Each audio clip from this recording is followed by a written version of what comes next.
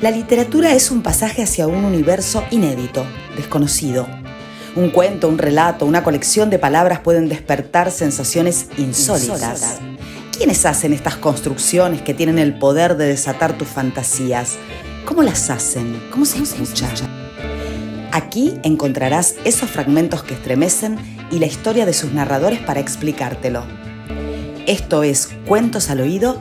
Mi nombre es Patricia Slukic. Bienvenidos y bienvenidas a Casa Montenegro Podcast. Relato de un fragmento de El burgués Pellegrino, de Marco Malvaldi. Del diario de Pellegrino Artusi, Campo Ventoso, 16 de octubre de 1900. Abro las páginas a una hora tardía, creo inusitada. Son casi las 5 de la mañana y he vuelto recién ahora a mi habitación. Esta noche, o mejor debería decir ayer a la noche, tras la cena, Gazzolo nos acompañó con Viterbo, el turco y por lo tanto d'Ancona a nuestros respectivos aposentos. Llevó primero a Lijan y luego a d'Ancona. Ambos cerraron en sus habitaciones con la llave. La cosa me sorprendió un poco, pero reflexionando pensé que en las habitaciones de los dos había documentos de notable importancia y quizás una cierta cantidad de dinero. Y tomar la costumbre de cerrar la puerta es saludable cuando se está en casa de otros. Y a veces, incluso, según los empleados domésticos que se tienen, también en la propia casa. Tras dejar al delgado en su cuarto, Gazzolo nos dijo que no tenía nada de sueño y que, tras acompañarnos a nuestros aposentos, se habría ido a jugar al billar. Su pasatiempo favorito en las noches insomnes. Yo también, en efecto, me sentía despierto y animado y me ofrecí para hacerle compañía. Y también Viterbo dijo que no tenía ninguna gana de ir a esconderse entre las mantas. Así, despedido el mayordomo, que había estado con nosotros hasta aquel momento, nos dirigimos hacia la planta baja. Así nos pusimos a jugar al billar, que es siempre una buena excusa para intercambiar dos palabras, tanto que mi buen padre decía siempre que no habría que confiar en quien jugaba en silencio.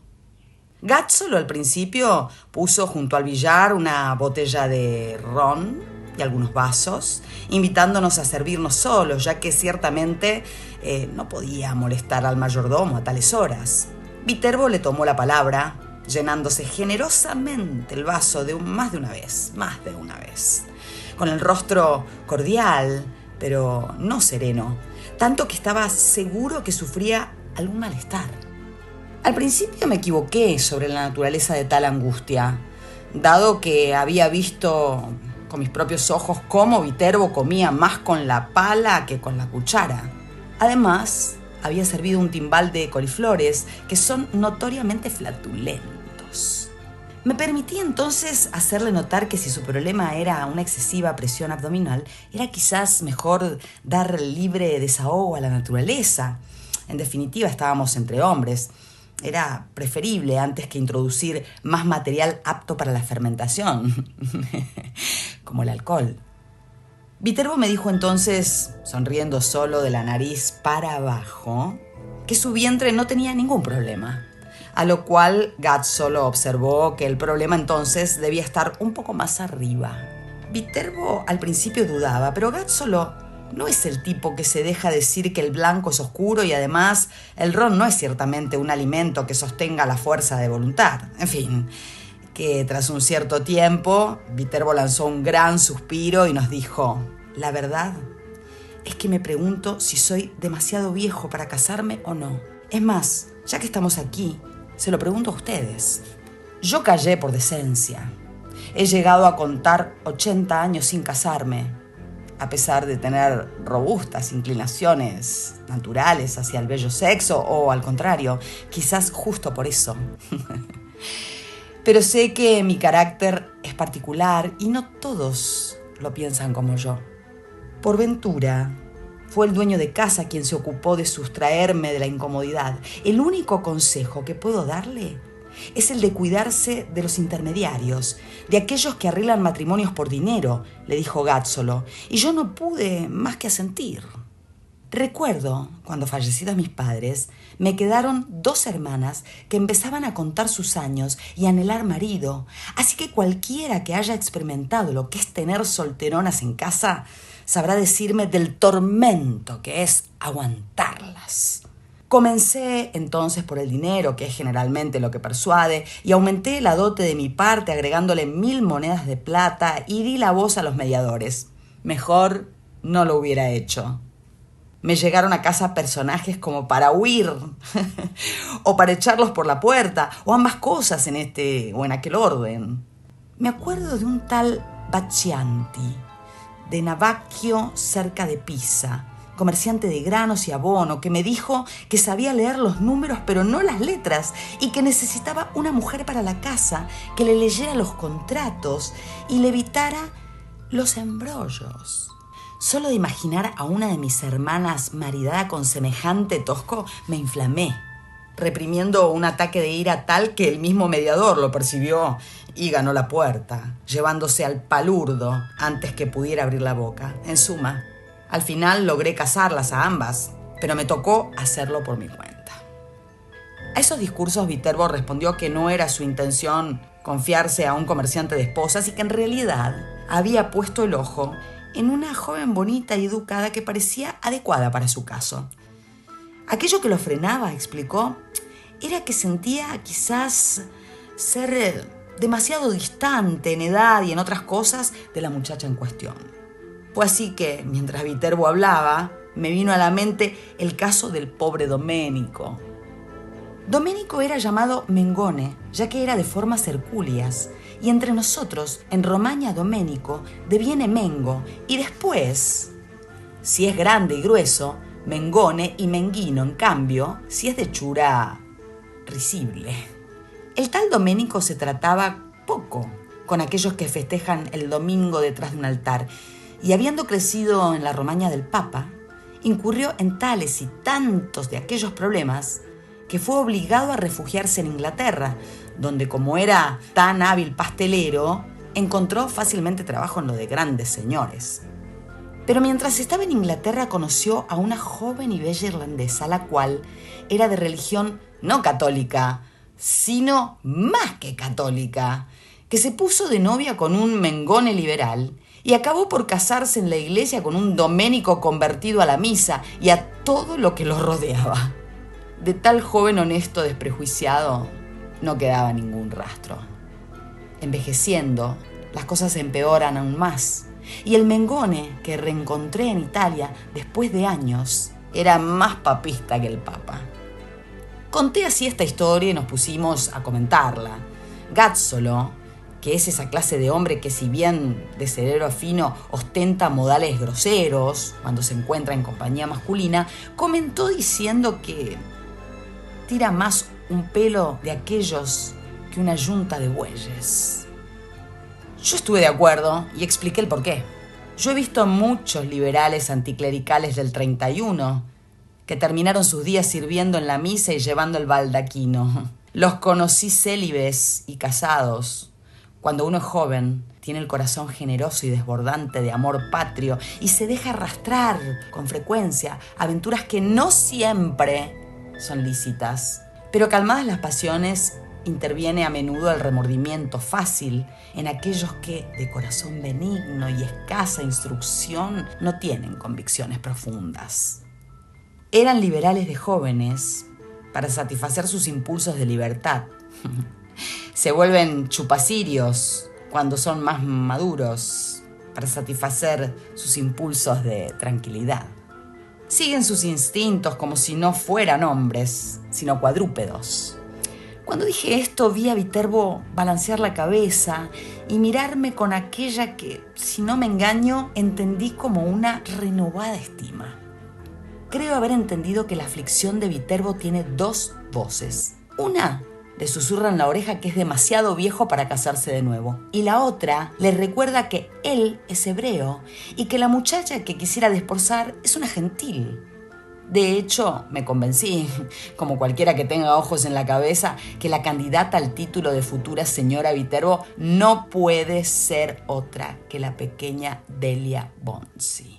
Y si es así, la reserva del buen banquero es comprensible. Si quieres que tus hijos sean hebreos, dice la Torá, es necesario que su madre sea hebrea. La madre es certeza, asevera, no sin practicidad, la ley talmúdica. Y lo que vimos hoy en el almuerzo me dice con certeza que la pequeña Delia y sobre todo su padre son bastante católicos. Ahora, volverse católico se puede, pero volverse judío, parece que no. Habría que renacer.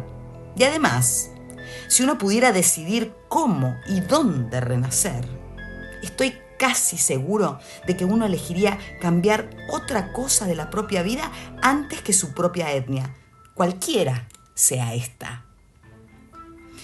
Pero estas son peroratas de viejo reblandecido por falta de sueño y me doy cuenta solo ahora de cuántas páginas llené. Será mejor cerrar aquí porque Alijan me espera para enseñarme a cocinar una nueva comida. Toda la noche despierto y ahora me apresto a comenzar la mañana con los pimientos. Ojalá que para mejor.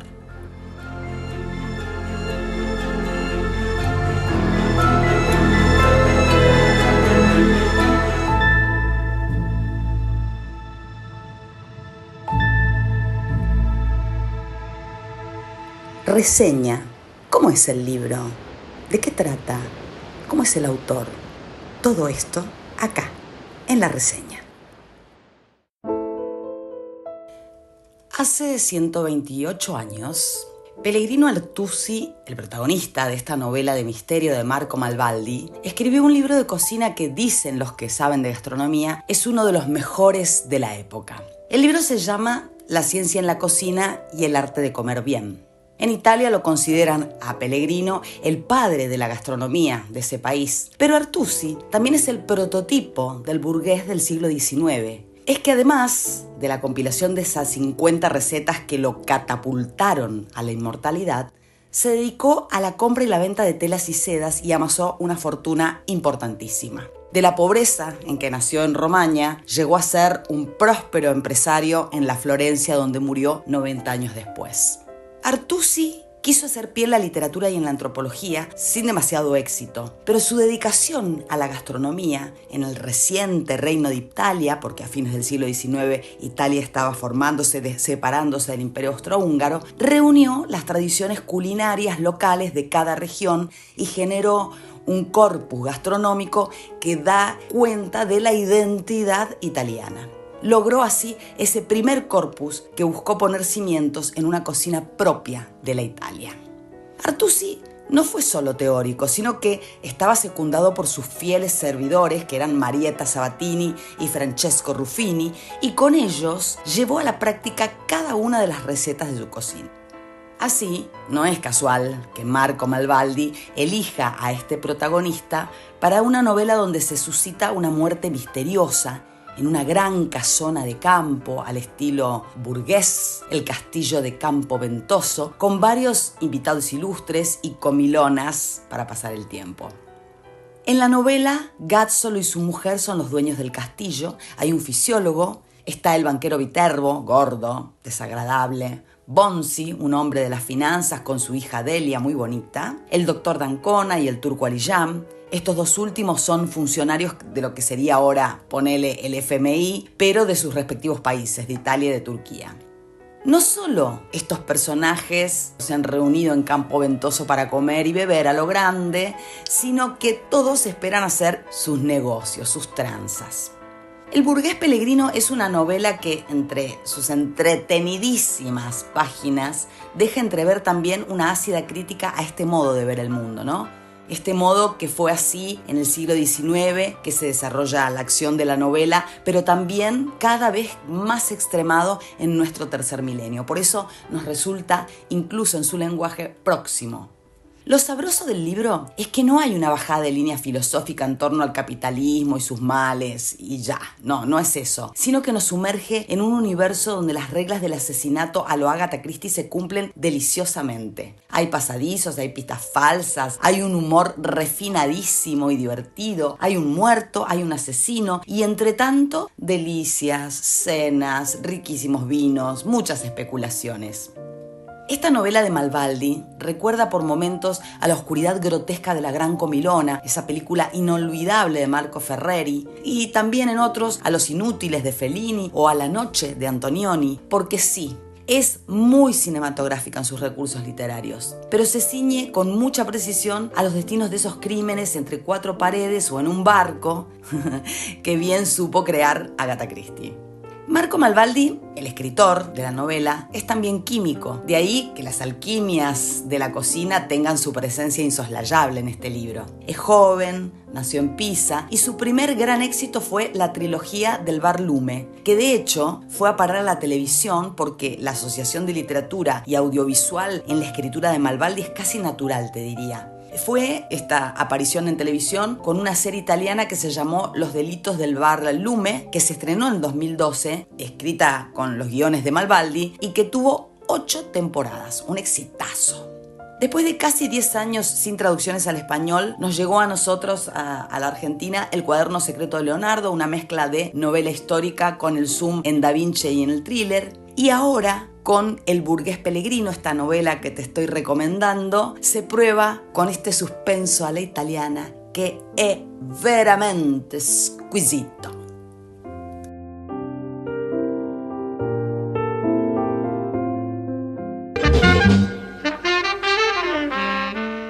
Mi nombre es Patricia Slukic y esto fue Cuentos al Oído. Te invito a escuchar más episodios en Spotify y en iVoox, las plataformas de Caso Montenegro Podcast.